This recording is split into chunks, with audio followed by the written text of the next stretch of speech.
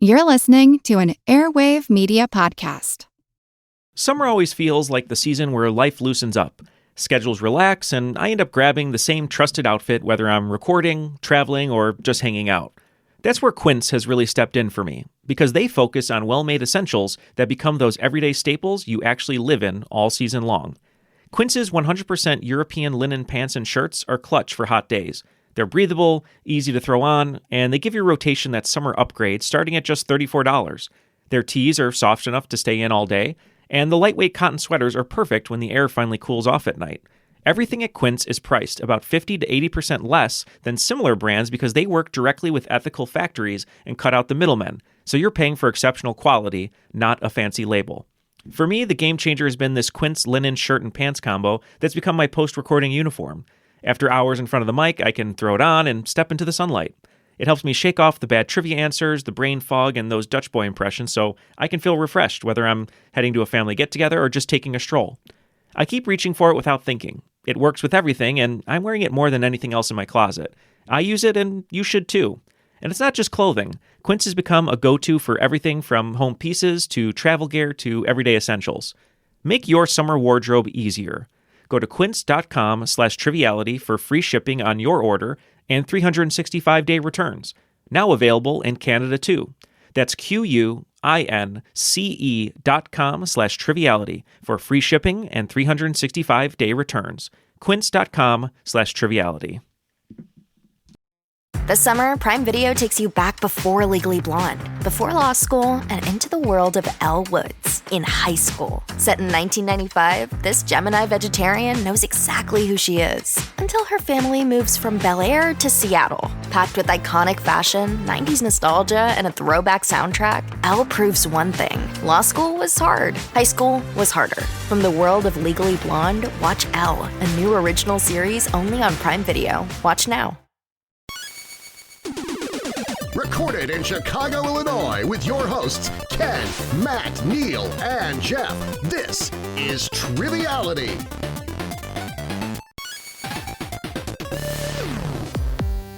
Hello, everyone. Welcome to Triviality. You're starting the show? Well, there was a long pause. I was right about to. I thought I was waiting, but you didn't do it. Okay. Go ahead. Go ahead. Go for it. No, you go ahead. No, go ahead. My No, pleasure. please. I'm bending over, please. Please, Neal. As I always say, kneeling. 1.2 You go ahead. seconds After you. is an eternity. Yeah. Jeff, you want to do it? Jeff, please. Neal, Please, somebody? Jeff. Do it, please, Jeff. Please.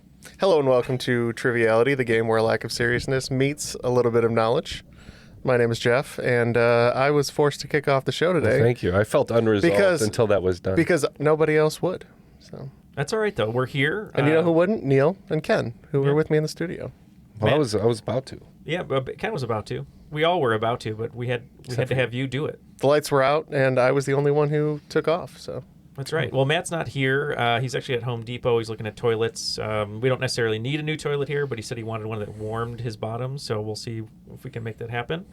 Hopefully, when he opens the toilet, it's not a used toilet.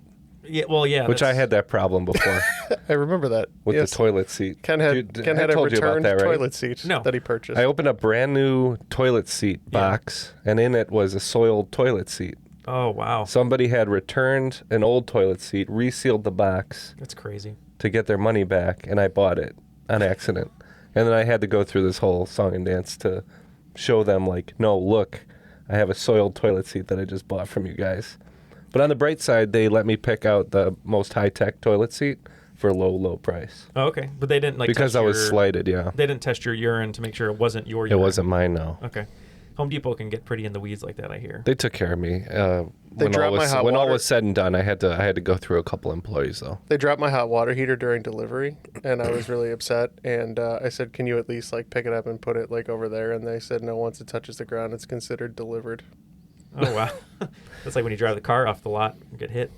So this is neither an endorsement nor a demerit for Home Depot. All right. Well, we're neutral. We're Switzerland on Home Depot, but people that we're not Switzerland on are two guests we're so excited to have here today. We're going to start with our team member today that we're excited to have come to us from New York. Oakland 5 supporter on Patron, which we appreciate. Tom Weisswange. How are you, Tom? I'm good. How are you doing?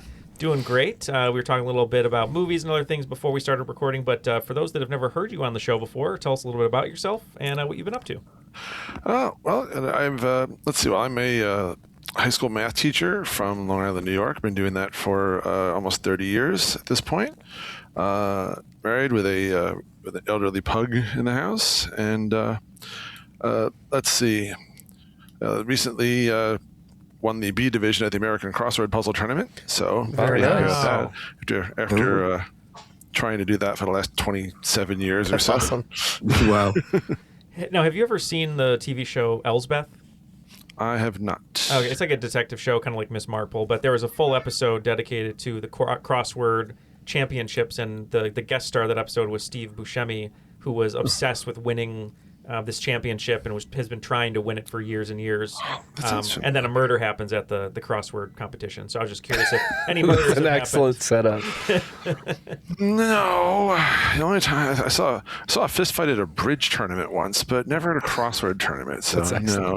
How long did the fist fight last? Was it like a actual bout, or was it like one punch and it was over? That wasn't very long. No. The imagine bridge players are not well trained in this particular field, so There's a lot of swatting. A lot of swatting. Well, we appreciate you being here. You're going to be our team member today, and you had a great team name if you want to give it to the folks at home. It's just a little reference to a favorite childhood movie of mine, Remo Williams' The Adventure Begins, and he used the line, occasionally blessed with luck. I love it. Yeah. Deep cut film there. Deep cut, yeah. Occasionally blessed with luck. That's going to be our team today, but we need a host. We're excited to welcome our host, Griff Polk, back, a Not a Robot supporter on Patreon and trivia host. Griff, how are you today? Thanks for being here. Hello. Good to be back. Had a lot of fun back on episode 469. Had a fun time, so yeah, I'm glad to be back. Yeah, we're happy to have you here. Last time the internet was ablaze with the bout between Joe Manganiello and Guy Fieri, and who knows, maybe one will come up today. We don't know, but just remind folks. We'll find out. Yeah, we'll find out. Remind folks where you host trivia if they want to come see you. So I host trivia on a local barbecue restaurant called Home Team Barbecue down in Charleston, South Carolina. You can usually find me at one of their many locations doing trivia on one of the nights of the week. All right. Well, hopefully, I think we have a lot of listeners in South Carolina, so hopefully they can come say hi and that's nice. Yeah, say Triviality sent them. I'm pretty sure there's at least 8. So that's at least 8. At least 8. So I mean, that's like a team right there. They can come see you. That's 2 teams. Or 2 teams. Oh, there you go. All right. So is it teams of 4 always? It's maximum teams of 6. Okay. All right. So if we ever came down, we would just have to find 2 strangers to come play with us. Pull 2 strangers off the street. Yeah. There's enough people at the bar to make at least 5. Okay. All right. Well, maybe we'll come on down and we'll see how it goes. But you're hosting All today. right. We're excited. We have our teammate in Tom, and occasionally Blessed with Luck is ready to go at it. So feel free to take it away. Well, all right. I think we might as well hop right into it with question 1. One of the best-selling children's books of all time was written because of a bet. After Dr. Seuss published The Cat in the Hat using exactly 225 words, his publisher challenged him to write an entire book using only 50 unique words. Seuss accepted the bet, won, and the book became one of his most famous works. What book did Dr. Seuss write using only 50 words? It was the publisher who put a limit on him. Yeah, right. Could you imagine that? Yeah. I think I know this one. It's one of my Gets favorites. paid by unique word count. That'd be right. brutal. Unique word count. Yeah, Tom, I know you're a math teacher, but are you familiar with this book? I'm trying to think if it's either One Fish, Two Fish, or Green Eggs and Ham. I'm trying to remember which one of the 2. I'm leaning green eggs and ham. Green Eggs and Ham. I guess it's a little more famous between the 2, right? Yeah, probably. Where do you land on Hop on Pop? I don't know if I've read Hop on Pop. I've never really read the Lorax. I've seen the Lorax movie, but I've never read the Lorax either. But is Hop on Pop? What's on the cover of that one? It's not a dog, is it? 2 creatures hopping on their dad. Oh, okay. Like the Seuss creatures with on his stomach. Yeah, I'm not familiar with that one, but I like Cat in the Hat. Or I'm sorry, Green Eggs and Ham. Green Eggs and Ham. That's what we're gonna go with. It is Green Eggs and Ham. 50 unique words. Wow. There's a lot of repetition. He makes it work. Now, speaking of the Cat in the Hat, I know I just mentioned it. It's so weird. If anyone is on TikTok, there's a Grinch TikTok, and then there's a Cat in the Hat TikTok. I don't know who runs them. I don't know if it's the Dr. Seuss Foundation or estate or whatever, but they're in full costume, like basically from the Jim Carrey movie and the Mike Myers movie, and they just like walk around cities and like interact with people and like twerk and massage people. It's really weird, but it's hilarious because Cat in the Hat's like walking down the city and people just like absolutely lose their mind. Horror. It's very. If you added some horror music, it would be very scary. I'm sure. All right, so already 1 for 1. Let's move on to question 2. Cameron Crowe was directing a scene when a 5-year-old actor started repeating a piece of trivia he'd learned earlier that day. Crowe thought the moment was so charming and unexpected that he stopped production, rewrote the scene, and made the random fact a recurring gag throughout the entire film. Can you name the film, and can you name the fact? Oh yeah, I know this one for sure. Tom, was this in your stack of VHS cassettes? It was probably a little late for your only early one thing childhood. comes to mind, which I'm trying to think about. Like, I don't know. The only thing that's coming to mind is that bit from, was it Jerry Maguire, where he keeps stating that the human head weighs 8 pounds or something like that? Yeah, I think that's it. Yeah, Jonathan Lipnicki was the kid, and I know in the trivia book there was a chapter I did on Jerry Maguire, but they cut it. And one of the trivia facts I put was, "Sorry, kid, you were absolutely wrong. The human head does not weigh 8 pounds; it weighs closer to 11." Even though they put it in there, but yeah. So is that an adult human head weighs an average of 11 pounds? That's what he was saying. Yeah, that kid had a big head though. So. He did have a really big head. You're right. Well, I'm wondering if you average all the children in there, does the average drop to 8 pounds? If you average, I thought you meant just take a bunch of child heads. This is Just getting dark. So let's 8 billion heads. Yeah, well, let's just go. It's not dark. I just want to know what the mathematical mean is. Just redact Jeff's talking about child heads, and we'll go with Tom's answer of Jerry Maguire, and we'll say it's Jonathan Lipnicki, and the human head weighs 8 pounds. It is extra point, I will say, for the actor of the child. That's impressive. So yes, a human head does not weigh 8 pounds, but according to Jerry Maguire, it does. So 2 for 2 plus, I'd say 5 bonus points. Oh, 5. All right, I'll take the 5. Did you see the Jerry Maguire re-release in theaters, Griff? No, I did not catch it, unfortunately. I probably should have. That's all right. Neal was there shouting, "Show me the movie." And they said, "Sir, it's midnight. We're closed." Well, all right. 2 for 2 plus bonus. Let's move on to question 3. One 1966 song by the Beach Boys cost over $50,000 to record, $513,000 today, and required 90 hours of studio time across multiple sessions. Brian Wilson obsessively reworked the track using 17 different recording sessions and splicing together different sections to create what he called a pocket symphony. What song became the most expensive single ever recorded at that time? Whoa. Wow, are you a Beach Boys fan, Tom? Sort of. I'm not a giant fanatic, but I have listened to some of their music, especially the more interesting musical stuff. So I'm going to have a guess in this particular one, although it would be a guess. What's your guess? I would think maybe Good Vibrations, just for the sheer number of interesting instruments and things that were involved in that. But or it could be God Only Knows, but I'm not really sure. Those are the two I was thinking of. Are those both from Animal Sounds? Pet Sounds? Or Pet Sounds, Animal Sounds. Yeah, Animal Sounds is a different album I listen to. I think so, yeah. Put on your white noise machine. It's like cats. Just fighting, yeah. And dogs scraping their ass around the floor. I like Good That's the brown noise Vibrations for machine. that one. I think I'm leaning Good Vibrations over God Only Knows. Good Vibrations? Okay. Yeah, I think those are the two best ones. It's not Kokomo. No, definitely not Kokomo. No, because that was much later. Yeah. Yeah, that's fine. Yeah, let's go with, I think, you and Tom are thinking Good Vibrations. Why not? It is Good Vibrations. I personally cannot imagine spending $513,000 on one song, but, if they have the money. Yeah, that's true. Well, they made it up, didn't they? Yeah. No, that's true. Huge hit. Oh, yeah. I read an article recently about features on records, like if a pop star has a rapper come on for like one verse or whatever, like Megan Thee Stallion does a random verse on some. Okay. Yeah, exactly. Yeah, and I think it was like they're saying most of the time, they don't really know the artists, and they're like, we want this song to be big, and they'll just pay them like 150, 200 grand for eight bars, and then that's it. They come in, they do it, they're done, they get the money, and then maybe they do the music video. But interesting stuff. Yep. Well, all right. You are now 3 for 3, so let's move on to question 4. One beloved sitcom featured a proposal scene at a gas station in the pouring rain that became one of the most memorable romantic moments in TV history.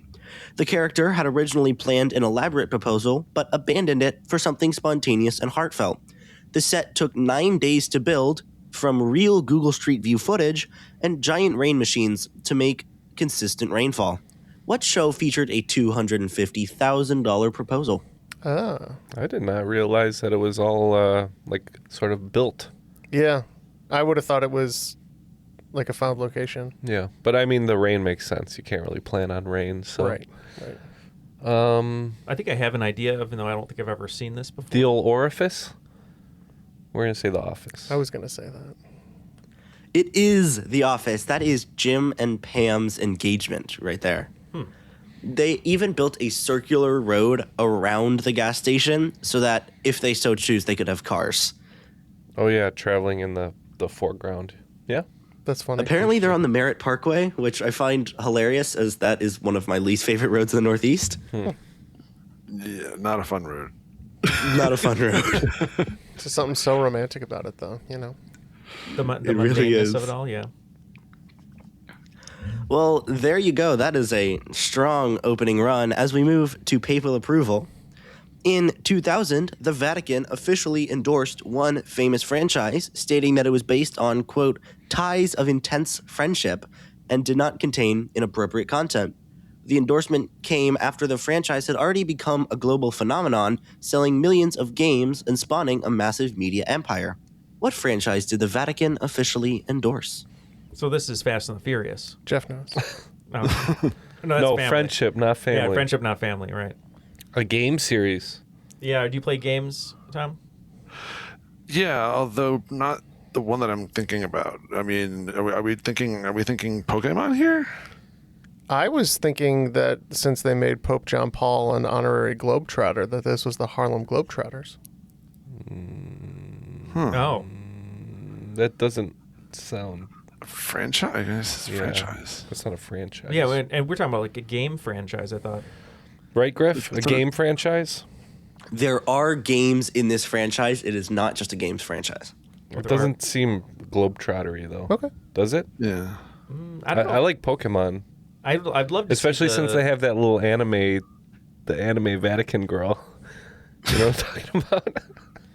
Oh, they have a girl who's like a Vatican. They have like a mascot that's like a little anime girl. Oh, interesting.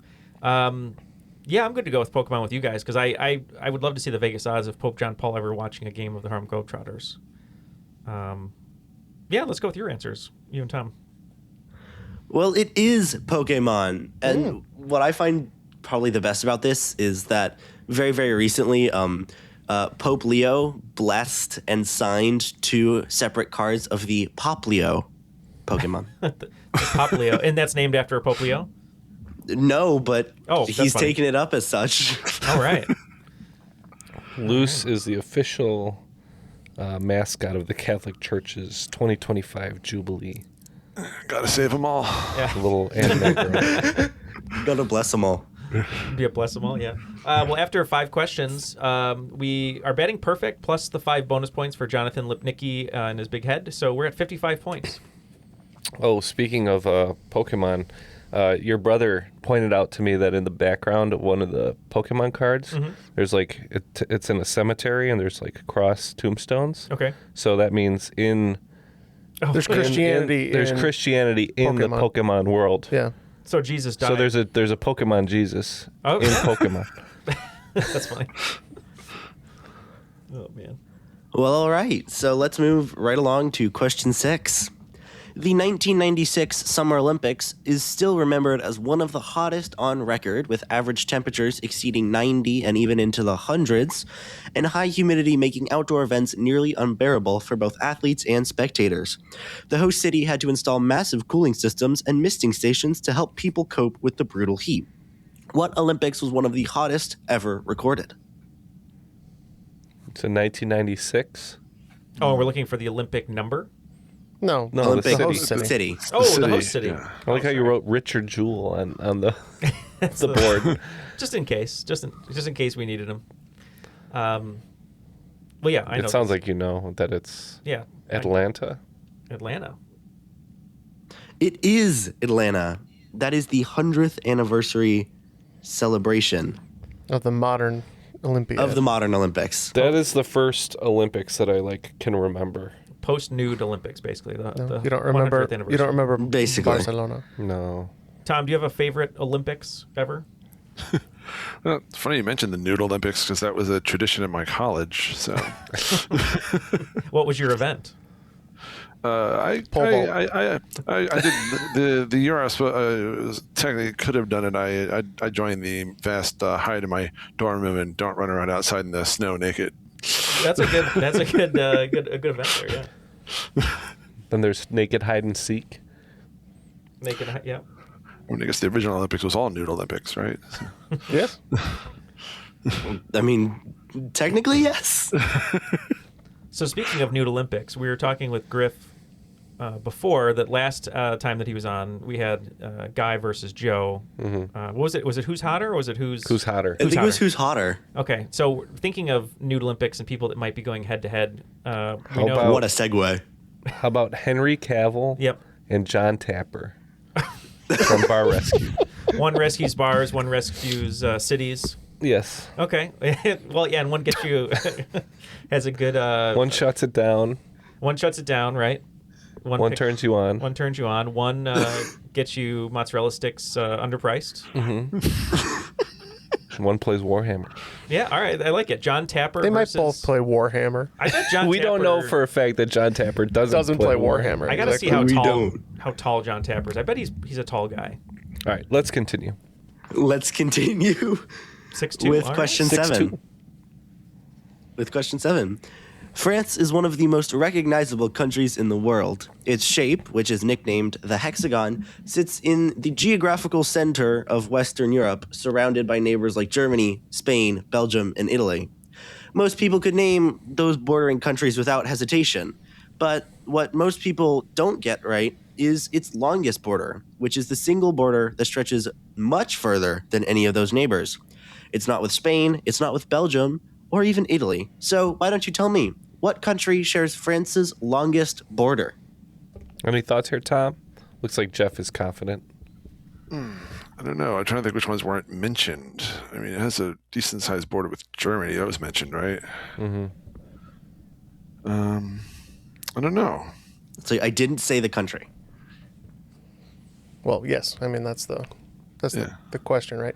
So It's not in the question, though, basically. Right. So No, it wouldn't no, be no. Germany, wouldn't No, be no. Spain, all those. I know what I'm saying. Yes. and it's not in Europe either. Oh, it's a colony? Oh, we're going with a dependency. All right. Yes, I believe it's French Guyana's border with Brazil, which I think is like 700 kilometers. It is Brazil, which, when you look at France on a map, just because of the way the Mercator projection is, it doesn't look as such, but it is Brazil. Wow. Because Mercator was a chump. Well, guess what? I would have never said that. So good job, Jeff. I believe that. Yeah. Yeah. That's why you have enough of you to help reason that out. So, question 8.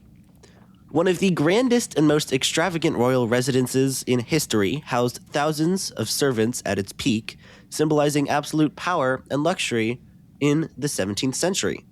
But despite its opulence, the palace had a serious design flaw. There were almost no bathrooms.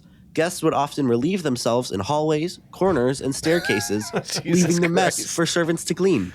What palace was famous for its terrible hygiene? Oh, yes, quite, yes. Yeah, it's like that's like a Triviality. I believe Studios I'm here. going to relieve myself in the corner. and I'm going to stare at you when I do it. I mean, we had God, what a... from the, we had for Roman plumbing Yeah. guys, so it's not like it's. I do love the idea though that you're in a hallway somewhere and you just like kind of like a dog. We're and you, so like, sophisticated, you look at someone, you just drop trown and just kind of stare at him and or talk business, Good. I mean, I would think with all those God. servants, you could at least have someone like fetch you a bucket, right? Yeah, I mean, Bring my bucket. I did a commercial would once think. with Did they have what's the bedpan? What are those called that people used to have? oh, I know what you're talking about. Chamber pot. Chamber pot. Yeah. Yeah, because I did a commercial once with 4 cows, and there were 4 PAs who had to walk behind the cows, and every time they were about to crap, they had to like hold the pan under it. Yeah. Oh man, Clean up. I felt bad for them that day. Job. Yeah. Tom, How does one know when it is about to crap? I think it's when the tail starts to, just kind of meander up. Yeah, it's when the you gotta look for the puckering. Yeah, the puckering. Yeah. Tom, how are you with these old palaces? All that's going through my head now is I'm wondering if the whole bucket thing from History of the World Part 1 wasn't actually a reference to this now. I mean, are we talking Versailles?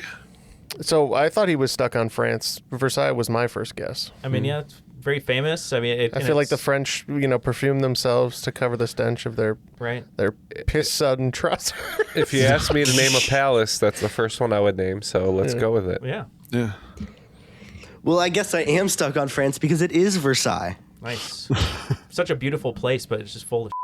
Not anymore. I mean, they've cleaned it up. Well, yeah, now they have. They've cleaned it up a little bit. They may have least. toilets now too. I haven't been there, but well, I feel like some. they can't get mad at you though if you do it because you're like it's historical. I'm just paying homage. It is. That's It nuts, is. though. That's crazy. I'm reenacting. I we'll say. don't think you should be able to get away with stuff just because you're reacting something historical, Neal. I could run into a lot of examples that would be problematic. Way worse than peeing in a corner. I'm sure. Well, before we go down a crazy rabbit hole, let's go to question 9.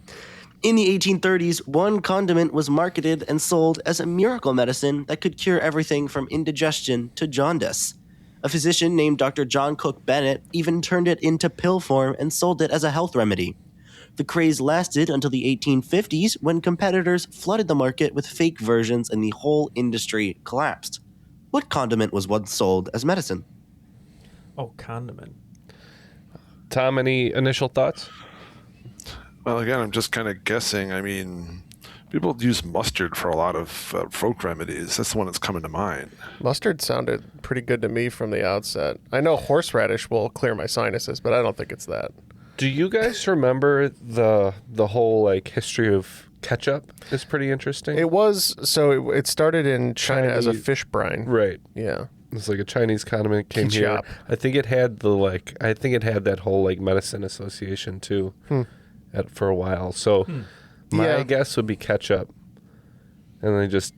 So that's the real either or. Like last time Griff was on, it's ketchup or mustard is kind of what we're at. This is the real either or because we've been perfect this game so far. So Yeah. So Ken is going Jeff ketchup. just said shut up. Mustard does go a lot farther back in time, doesn't it? Yeah. I mean, mustard seeds and stuff I think are mentioned in the Bible, so I'm wondering. take that ketchup. So we got 2 mustards, got 1 ketchup. The ketchup would have been more modern. I don't know. All right, somebody make the call. All right, I'll defer to our guests because Tom is chugging mustard right now for some reason. It's not working. Oh gosh. No, I think maybe. I don't know. Yeah, ketchup would have been more recent, so I don't know. I'd maybe try ketchup because I said mustard's been around longer than that. So. Well, I'm glad you made that call because it is ketchup. Woo! Mustard Nice. does have a lot longer of a history, but ketchup is more recently marketed as the miracle medicine. It's a miracle on fries. Even though technically mustard does have better health properties. Mm-hmm. Yeah, true. Miracle on fries, like the man has never heard of mayonnaise or gravy. Though if someone does put ketchup on a hot dog in my house, they will get injured. Tom is secretly from Chicago. Well, let's move on to the last question of our first round. One country contains not just one, but 2 fully independent nations completely surrounded by its borders. Both of these tiny nations have their own governments, currencies, and passports, despite being entirely landlocked within the larger country. What country has the most countries within its borders? Jeff, is there a second one within Italy? What's the first one? Vatican? Yeah, San Marino. Oh, San Marino. Well, Serene Republic. Oh, okay. I think it's the oldest constitutional republic in the world. We have the conclave and the enclave. Yes. So It is Italy, yes. Very good. And San Marino is actually the oldest. They claim they're the oldest country currently, full stop, but that is up to interpretation. 301 AD. Yeah, apparently. I mean, their borders have been defined forever. They're basically a hilltop, so. Basically. Well, Same with Andorra, kind of. It seems super cool, though. Andorra has got 2 countries as neighbors, you know. True. We are perfect so far in the first round. So we have actually better than perfect. Better We're than at perfect. 105. So good luck, We got listeners. the Lipnicki Bump. Yeah, That's right. So we'll see if we can keep going perfect. I don't know. Also perfect are our Patreon supporters. Please join them over at patreon.com/Triviality Podcast. And you too can enjoy ad-free episodes. All these episodes ad-free. You won't even hear us yapping about Patreon anymore, right, Jeff? That's true. And then also you can get all of our bonus content. There's like 100 hours of bonus content. Every week we drop a new bonus episode just for you. So join us over there at patreon.com/Triviality Podcast.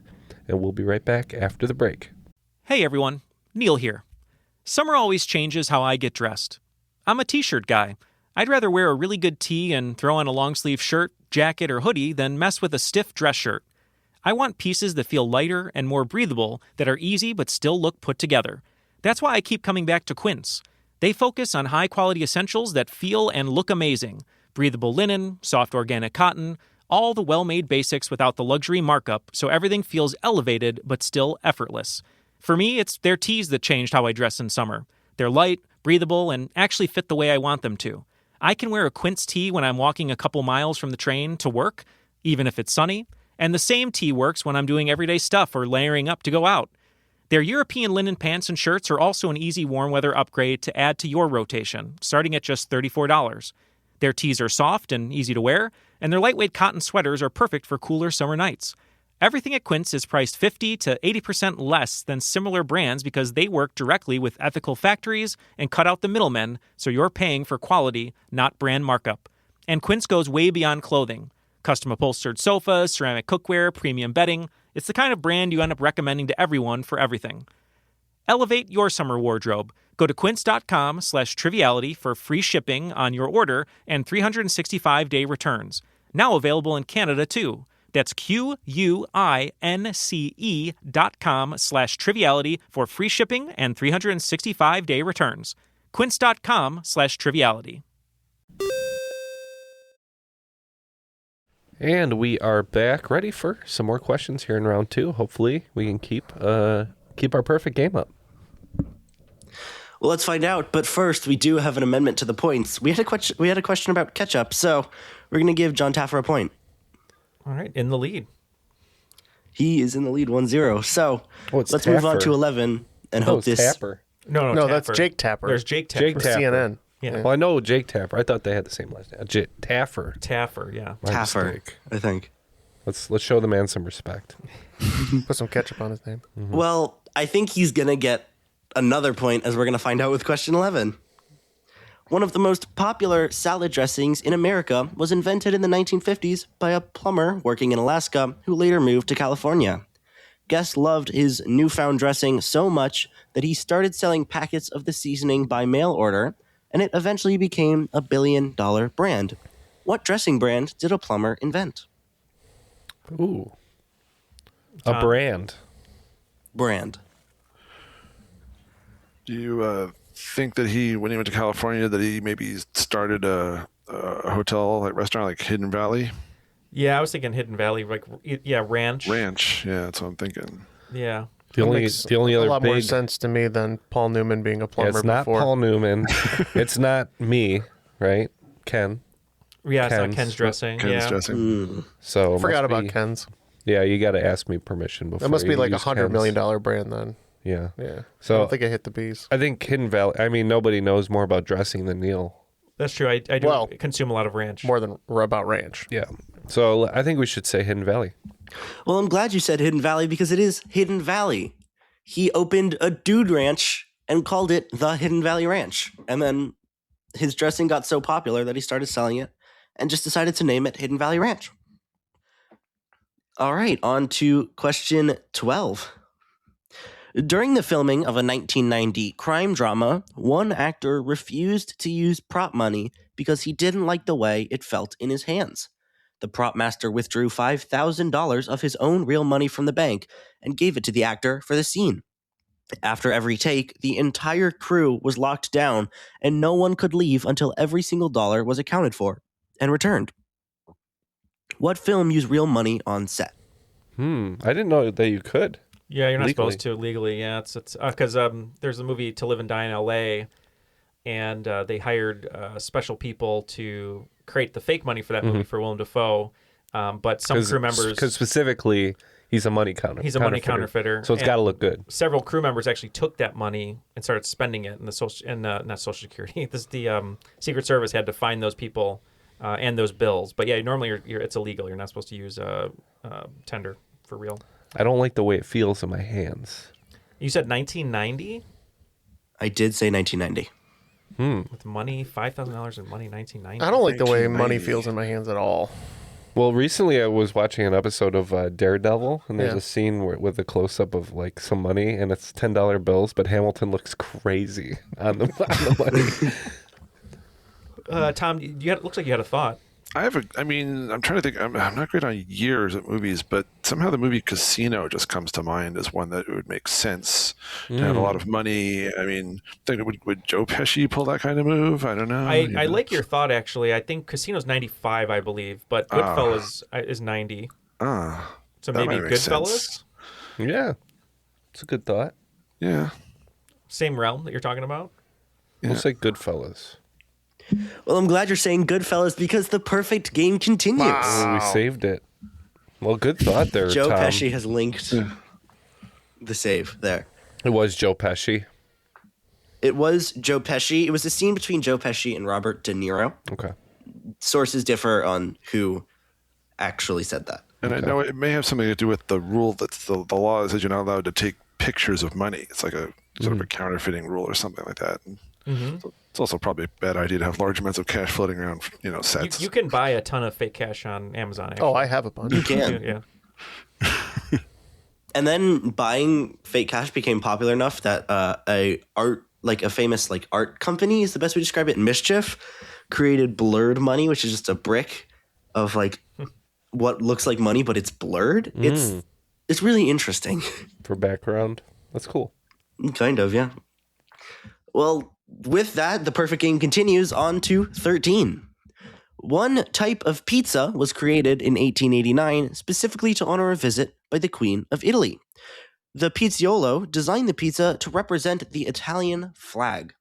The Queen loved it, and the pizza was named after her. What pizza is named after a queen? Oh my god, that makes so much sense if that's right. Also, it's right. Pizziola. That's the coolest name for an occupation ever. That's someone who makes pizzas. Oh, Pizziola. I mean, Yeah, I love it. It's pizza and then IOLO. Pizzaiolo. I love it. That's dope. now, Tom, do you know this one? I think I have an idea, but My guess would be margarita pizza. yeah, that's what I was thinking of too. For Margaret, yeah, I think I forget where I read this, but She's Italian. It could just be margarita. or Margarita, yeah. But yeah, I think that's correct. So I always wondered what it had to do with the drink. Doesn't make Well, sense. it is the margarita pizza. Yeah, I love Queen margarita Margarita pizzas. of Italy. Is that another point for Taffer? I guess. I guess So so. Taffer's on 3. Yeah, we need Cavill. Oh my Need some gosh. Cavill The next points. question is a Warhammer question. or biceps or, Or something. Yeah, Britain. Highlander, something. Building one's own PC. yeah, virility. I don't know. Give him. We have give some him 3 questions that points. kind of mention Give him 3 movies points later for all on. those Maybe great Henry things. Cavill can get in there. Oh, give Cavill 3 points for all those things. Yeah. All right. We'll All of the movie things. all right, we'll tie them together. Well, all right. As we move on right again to another movie question, 14. For a famous science fiction film, the director refused to use CGI for cornfield scenes and instead planted 500 acres of real corn in Canada specifically for the movie. After filming wrapped, the director sold the entire harvest and actually made a profit, reducing the film's overall budget. That's so funny. What film planted and sold 500 acres of corn? Did you give us a year? I did not. All right, so the 2 big sci-fi movies that involve cornfields that I can think of are Interstellar and Signs. Yeah, I don't This know. isn't Children of the Corn. I can't see M. Night Shyamalan Sowing Corn. Sowing Corn. Yeah. I mean, that was probably a lower budget movie than yeah. Interstellar 2, right? Yeah, Nolan, I mean... Field of Dreams, that was a wheat field, right? Oh, yeah, good question. No, it was a It's a cornfield. sci-fi movie. Would you Was call it it a sci-fi sci-fi? Yeah, I guess, I mean, you could technically call Field of Dreams sci-fi. Technically but- supernatural. Supernatural. If you're insane. Yeah, right. Sorry, I missed the sci-fi If you're part. wrong. I mean, I'm liking Interstellar. That seems like something Nolan would do. What do you think, Tom? Yeah. I hadn't really thought. I mean, science came to mind, but that was just because I knew there was a cornfield involved. So or wheat field maybe. So yeah, Interstellar makes sense too. All right, let's go with it. All right, well, I'm glad you did because, again, the perfect game continues. It is Interstellar. Christopher Nolan is known for doing things like this where he tries to use as little CGI as possible. For the famous scene on Miller's planet in Interstellar, they are actually in a real place, not with that big of waves, but with that water for almost miles in Iceland. And for Oppenheimer, they did actually explode small-scale bombs. Yep. Mm-hmm. It's very Nolan-esque. It is very Filmed in a Nolan-esque. black hole. And they really did give Guy Pearce amnesia. Right. They hit him If, across the head a bunch of times. I mean, if Ken and I's thoughts are right that we live in a black hole, technically they did film Interstellar in a black hole. Okay. All right. And technically, I actually have a Polaroid right here of it's a picture of Neal. It says, "Don't believe his lies." He's big on no CGI, not big on good sound. It's weird when you said that. I looked over and I saw Joey Pants next to me instead of Neal's face. I don't know why. That'd be great if we could get Joey Pants on the show. I saw a video of him. They gave him a Goonies Lego set of the pirate ship, and he was like loving it. So do you think it's possible to get Joey Pants? You know his agent? I think we could get Joey Pants probably. All right, let's try to get Joey Pants. This is going to be the new Stretch goal. fan crusade. We're going to try to get Joey Pants on the Yeah, show. let's do it. get him on the show. All right, number 15. After appearing in a memorable episode of a 1990s sitcom, several products experienced massive sales boosts and increased brand recognition. One candy brand saw such a surge in popularity after being featured in a hospital operating room scene that marketing experts still cite it as one of the most successful unintentional product placements in television history. What show boosted Junior Mint's sales? It's a Junior Mint. It's a Junior Mint. You know this one, Tom. I see you laughing.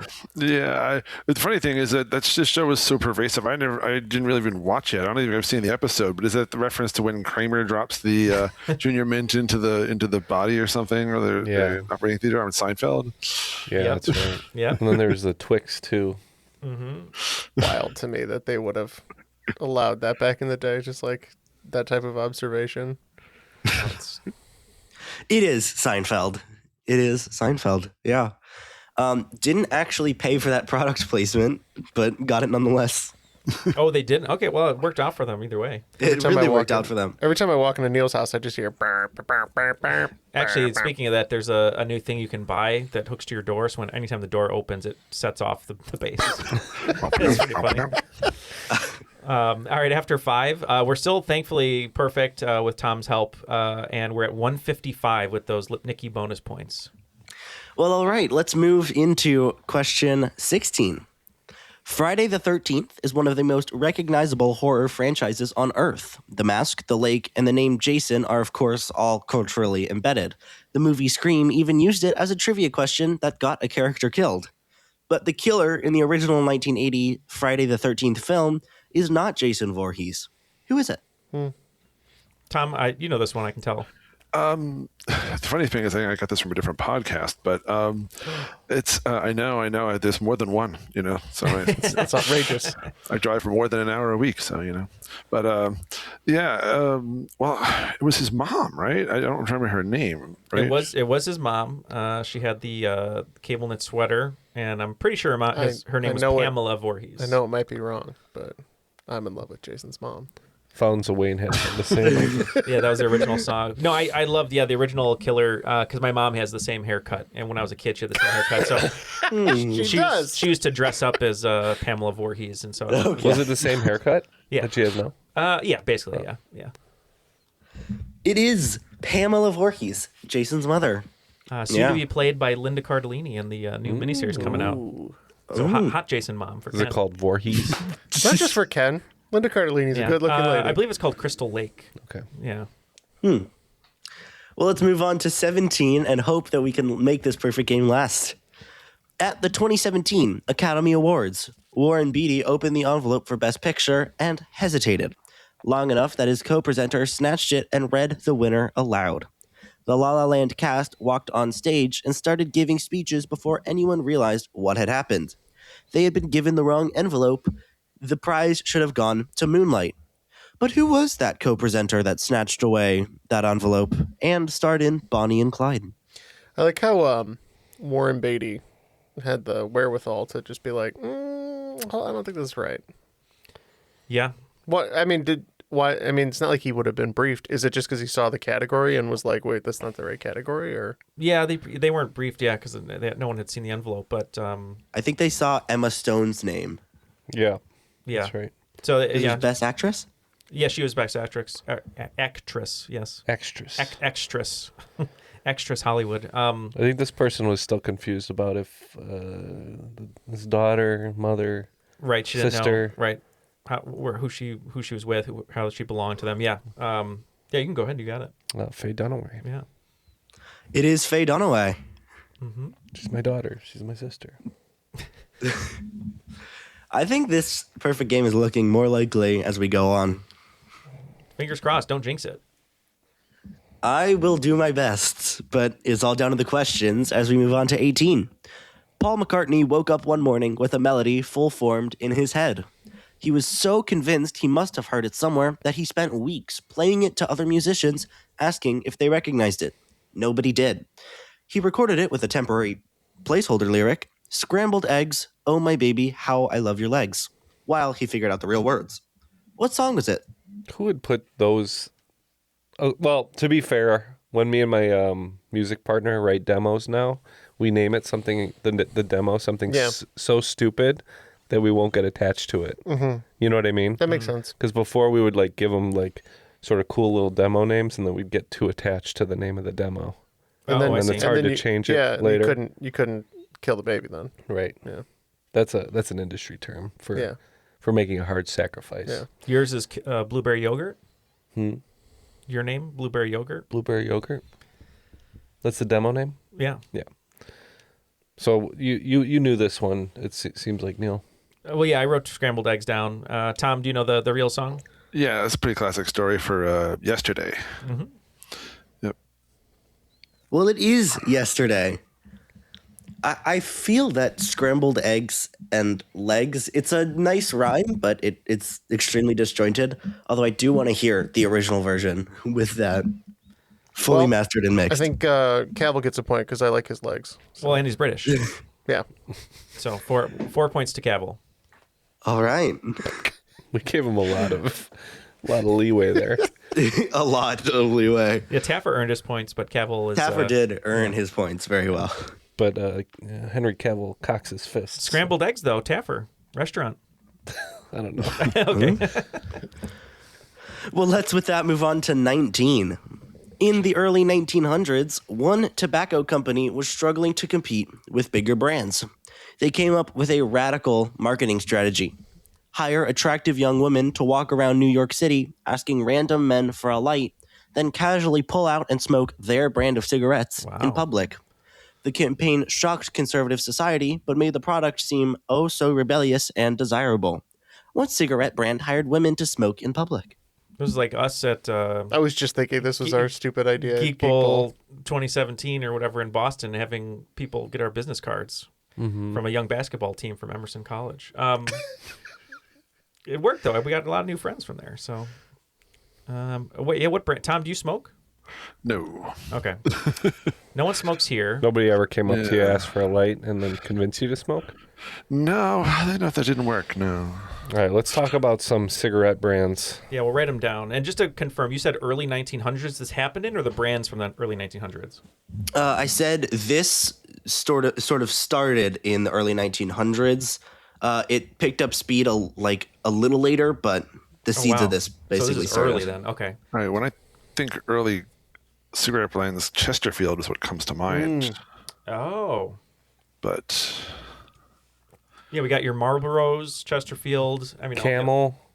Yeah. Cool. Lucky Strike would have been I early. can give you a Strike is year over. for this now. Okay. I've verified the year. This started around 1921 to 1930. Okay. Man, Lucky Strike. Yeah, might Lucky be- Strike, Chesterfield, those are definitely older brands. Yeah, it's got to. Yeah, I'm guessing it's not. Yeah, Marlboro is always very rustic. I can't imagine that would be like their marketing strategy. And but- then we know Camel likes to market to children. right. So we're between. They've all tried it. So Chesterfield, it does sound old. Lucky Strike always seems like 50s to me and 60s, but So maybe they got the bump a little bit earlier. yeah. Do you feel pretty confident about Chesterfield, Tom? I don't know. The phrase Chesterfield girl or something sticks in my head. I don't know why. Okay. It's because of the pinup behind you next to the chalkboard. Oh, yeah. Well, that is more than we have, so I think we should go with it. Let's do it. You're going Chesterfield? Yeah. And the perfect game falls. Oh, It was Lucky Strike. it was Lucky Strike. It was Lucky Well, Strike. we've had plenty of other luck this game. We so- have. We had a lot of Funny luck. enough, our team name was occasionally, what was it? Occasionally blessed with luck, and then the first question we missed, Was Lucky luck Strike. is in the answer. Oh, that's really funny, actually. I guess, yeah, okay. I mean, you can still finish with a 24.5. I It's think just not the same. it may not be the same. Shut it down. Shut it down. Taffer's here. All right, well, let's move on to question 20. In 1668, a French monk was assigned to prevent bubbles from forming in the wine his abbey produced because bubbles were, at the time, considered a defect. Instead, he accidentally perfected the process of making sparkling wine and became known as the father of champagne. Who accidentally invented modern sparkling champagne? Yeah. Dom Perignon? Perignon. Yeah, it sounds like Griff likes drinking some champagne. I think Dom Perignon is our way to go here. The French champagne. Ah, the French. Well, it is the way to go. It is Dom Perignon. Very good. All right. Well, we only missed that one question, the Lucky Strike question. So we're at 195 out of 200, which is a pretty stellar score, to be honest. That's pretty solid. Not good enough, but It's we're going to be our almost there. slam ball. It's going to be our slam ball here, right? Well, we don't even smoke, too, so now we're going to have to chain smoke to make up for it. No. Chain pro- smoke to it's- prepare for the next question. In the agreement Griff signed, it said if you get a question about Lucky Strike wrong, you have to start smoking Wow. Lucky Strike. You must start smoking Lucky If I Strike. read that agreement, we would have gotten it right. Before we go on to the final 5 questions here, once again, want to remind you to check out our Patreon. It's very, very helpful to us, very helpful for us to continue the show. We bring you weekly free episodes, as you know, and it's a lot of work, but the Patreon supporters keep us going, and there's a benefit in it for you as well. You can get ad-free episodes, including these Patreon begging spells will be edited out, as well as all of the bonus episodes. All the bonus content will be yours. So if you're running out of Triviality episodes, it's a great time to join up, get all those weekly bonuses at patreon.com/trivialitypodcast. And we'll be right back after the break. We are back, ready for the final 5 questions. And before we do that, we have to talk about just great hairlines here and give an extra point. Because of the drinking, because of the Dom Perignon, John Taffer obviously Wow. creates drink menus at restaurants on his show, so he gets a point. So now we're tied at 4. We're all tied at 4. Let's see if that can change in the final 5 as we move to question 21. One streaming service launched recently with a unique strategy. No licensed content whatsoever, only expensive original programming. The platform debuted with shows like C and The Morning Show, betting entirely on quality over quantity. What service is famous for releasing episodes weekly instead of all at once? Tom, did you watch C? No, I don't know this one. I didn't watch C, but I have watched Shrinking, and I've watched was Ted Lasso. Ted one of Lasso, theirs? yep. I watched Slow Horses on there. Yeah. And what about Sugar? Sugar, coming back for season 2, yeah. well, and of course you can't forget about your innie. Neal. Yeah, So we're saying Apple TV? Apple TV. It is Apple TV, recently rebranded from Apple TV Plus. They dropped the Plus and decided to just name it Apple TV. Because there was no other Apple TV already? It was an unnecessary plus? Unnecessary Plus. Well, I think the Unnecessary Plus Plus. was there. I think they did have like partnership deals back in the day where like your Apple TV. Well, you had Apple TV was the console, right? And then Plus was the service. I want to be in the naming meetings that these Well, especially people HBO have. going Oh from God! Max Go, HBO Max. I want to name the next HBO Xbox. went from HBO Max to Max, back to HBO Max. Right, because they realized that HBO was the valuable part and not the Max part. And HBO Go, and then HBO. Yeah. Oh, HBO Go. Well, HBO Go it was different than HBO Now. Well, Oh, yeah. You know, one was like if you had HBO, the TV subscription service, and one was if you were paying for the HBO direct to HBO. oh, right. Right. Not to mention Disney Live to Disney Plus, all that. The next Xbox shall be Xbox Uno SX. Like Xbox Mellencamp. Well, let's move on to our next of these special questions. One streaming service started as a free perk bundled with a $79 a year membership. The service didn't focus on originals all the way until 2013, but now produces some of the top shows on streaming. What service created Fallout? And the boys. Yeah, this would. I would assume this would be a prime answer here. So we're saying Amazon Prime. Yep. It is Prime Video. I'm sure just 2 questions in, you're already starting to pick up on what your ranking is going to be. But What about anybody see Man in the High Castle? That was quite good. No, I do watch Reacher on Prime. Okay. Yeah. Well, let's get to the third of the 4 and then our ranking. One streaming service launched as an add-on for customers already renting DVDs through the mail. The company nearly destroyed itself in 2011 by trying to split the DVD and streaming businesses into separate companies. What service invented the binge release model? Oh yeah, Tom, you got it. Yeah, this is. I used to have the queue. I used to get the DVDs in the mail. Yeah, it's good old Netflix. The classic. Yep. It is good old Netflix. Now, all that's left is to find out what that 4th streaming service is going to be. What streaming service rebranded from All Access to reflect its expanded content from NTV, Nickelodeon, BET, Comedy Central, and more, not to mention Star Trek and the NFL? Yeah, I think this would be Paramount Plus. Apple dropped the plus, and they're like, "Let me pick it up." That's right. It was CBS All Access, right? Then it became Paramount Yeah, Plus. yeah, because it has all the CBS shows, got all the footballs on it now. Yep. Well, it is Paramount Plus. Paramount Plus has gone through a weird history of All Access, although it is not definitely the weirdest named streaming service, as we've gotten to with this mess. So, all that's left is to rank them. We did this on the last game, but let's see if we can get it this game. So, these 4 streaming services, Apple TV Plus, Prime Video, Netflix, and Paramount Plus, all took very many different paths to market. Your job is to rank them from earliest launch year to most recent launch year. What's the correct order? All right. So I think Netflix Launch is the year earliest. under their current title. Yeah. Just launch year as a platform. launch here's a platform. What are you thinking, Tom? Netflix number early? I mean, if we're including the DVD service, yeah, I would think it would have to be the first one because the DVDs. I'm gonna let you know for are- that one, it is the launch of the streaming. I think that one's still the first one. Yeah, because Apple. I don't think Apple came out with streaming until late 2010s when the actual Apple TV came out. I think. Well, I had an Apple TV in like 2015, maybe. Is that Yeah. when they came out? Yeah, I think so. And if Griff was saying C was one of their first shows with Jason Momoa, that was very recent. Well, the big one for Apple TV that was like one of their first ones. Was it? No, I guess not. It wasn't the morning show.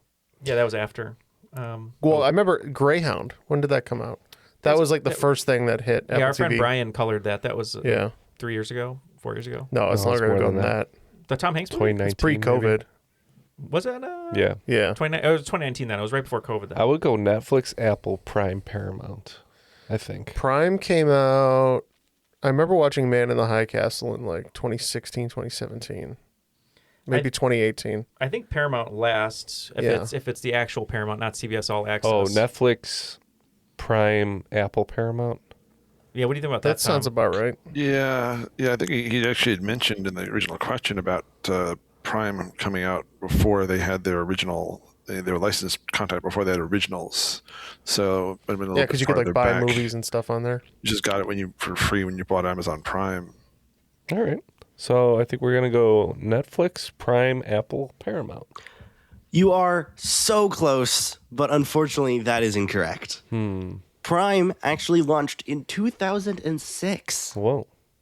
Wow. Before Netflix in 2007, although Apple TV Plus did launch in 2019 and Paramount Plus was rebranded in 2021. Well, I am shocked. Just shocked. But I'm September 7th, 2006 for Amazon Prime Video, back when it was still called Amazon Unbox. All right. I do not remember that. If it wasn't a purchase platform, it probably wouldn't have counted, but it was purchases and free for Prime. So it was very, very messy, as Prime Video still kind of is today. Oh, yeah. Well, despite falling on our face right at the end there, we got a very respectable score with the, what was it? The bump? The Lipnicki Bump. Lipnicki Bump with 235 out of 250. Yeah, thank you, Tom, for all your support on that. That actually that was fun. Almost perfect. Only got 2 wrong. That's not bad at all. Tom, thank you so much for being a teammate today, for giving us a great team name, occasionally blessed with luck. We were occasionally blessed with luck, more than that. We only got 2 wrong. So occasionally blessed with incorrect answers. But yeah, any shout-outs, anything you'd like to say before we let you go today? Oh, I don't know. I was going to shout out to all my friends in the National Puzzlers League. We'll be seeing at their convention in a little bit. And, that's really about it. I'm not plugging anything, so. Well, if there's a murder, we hope you solve it at the crossword event there, the Puzzlers event. But yeah, thank you for joining us. Thanks for being a Patreon supporter. We appreciate it. Griff, great game, just like last time. It was a lot of fun. We had our Taffer versus Cavill. It seems like we didn't give them any extra points, so they tied at 4. So, if you can prefer a Taffer, you can prefer a Cavill. You can decide at home. You can decide at home. But any shout-outs from you? I'm going to say, again, thank you to all of the play testers who tested this game. Again, you know who you are. More my family this time. If you liked what you heard, I am going to be, especially as we're in a summer live break, I'm going to be posting a lot more questions and a lot more special challenges over on @IslandLegendTrivia on Instagram. And yeah, again, thank you to you guys for having me on again. A lot of fun. Of course. Nice to have you back. Yeah. And you said @Island... @IslandLegendTrivia, yeah. @IslandLegendTrivia. Great. Well, that'll do it for today's show. Lastly, we just need to thank Airwave Media, our excellent network. Go to airwavemedia.com. Check out Who Arted, Film Vault, and Box of Oddities. All right. Well, yeah, thank you guys. For Tom, Griff, Matt, who is still at Home Depot, Jeff and Ken, my name is Neal, and we'll see you. And John Taffer. Oh, and John Taffer and Henry Cavill as well. We have to thank them. We will see you next time on Triviality. Let us know who won, John Taffer or Henry Cavill.